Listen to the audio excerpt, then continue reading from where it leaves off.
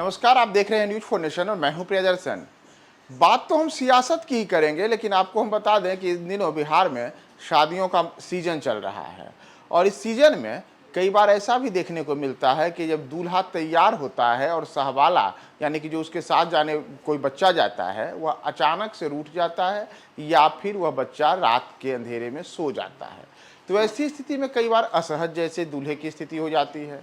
इन दिनों बिहार के मुख्यमंत्री नीतीश कुमार भी कुछ वैसी ही असहजता से जूझ रहे हैं, जिसमें मानो दूल्हा तैयार हो और सहवाला कहीं लापता हो गया हो। हम बात कर रहे हैं नीतीश की विपक्षी एकता की, जिस विपक्षी एकता की बैठक 12 जून को बिहार में होनी थी, लेकिन अचानक से पूरी जोरदार तैयारी के बीच अब वह बैठक टल गई है। बैठक कब होगी इसे लेकर के अनिश्चितताओं का दौर बना हुआ है। अलग अलग तरीके की संभावनाएं जता रही हैं, लेकिन आखिर वह सहवाला कौन है जो रूठ गया है, तो उसके बारे में कहा जा रहा है कि वह तो कांग्रेस है।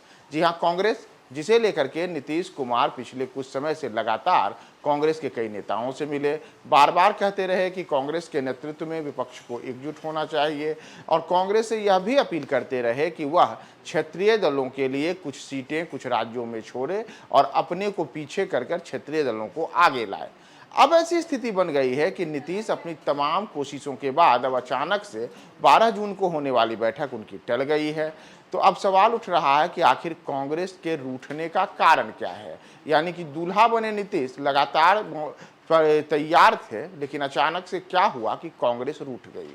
तो इसके पीछे का एक बड़ा कारण यह माना जा रहा है कि कांग्रेस को जिस तरीके से नीतीश कुमार सहित कई अन्य विपक्षी दल बार बार यह सुझाव दे रहे थे कि आप कई राज्यों में जहां की क्षेत्रीय दल राजनीति में सक्रिय हैं उनके लिए अपनी सीटें छोड़ दीजिए, तो शायद उसी वजह से कांग्रेस को यह नागवार गुजरा है और कांग्रेस अपने आप को तमाम राज्यों में मजबूत करने के लिए नीतीश कुमार की विपक्षी एकता की पहल से मुक्ति चाहती है, जिस कारण से न तो राहुल गांधी और न तो मल्लिकार्जुन खड़गे ने 12 जून को होने वाली बैठक में उपस्थित होने की कोई गारंटी दी। नतीजा रहा कि अब यह बैठक चल चुकी है।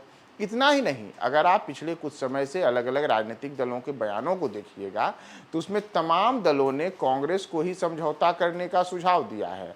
शायद ये जो तमाम सुझाव रहे यह कांग्रेस को पसंद नहीं आया है और नीतीश की इस पहल में कई ऐसे भी दल रहे जो भले ही नीतीश कुमार के साथ आने को बातें कर रहे हों, लेकिन बैठक के टेबल पर आखिर क्या मुद्दे होंगे उसे लेकर के कोई स्पष्टता नहीं रही।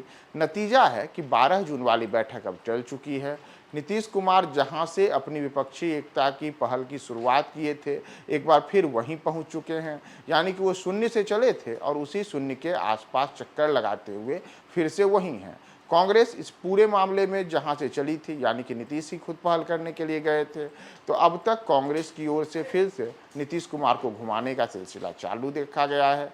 अब देखना यह महत्वपूर्ण होगा कि नीतीश जो दूल्हा बने घूम रहे थे और सहवाला कांग्रेस अब रूठ चुके हैं, क्या आने वाले दिनों में नीतीश कुमार अपने रूठे सहवाले यानी कि कांग्रेस को मना पाते हैं, और अगर मना पाते हैं तो इसके लिए इस बार नीतीश कौन सा समझौता करेंगे। वर्ष 2024 के लोकसभा चुनाव के पहले यह बेहद अहम होगा और यह नीतीश की राजनीति के लिए भी अगले आने वाले दिनों में बेहद अहम माना जाएगा।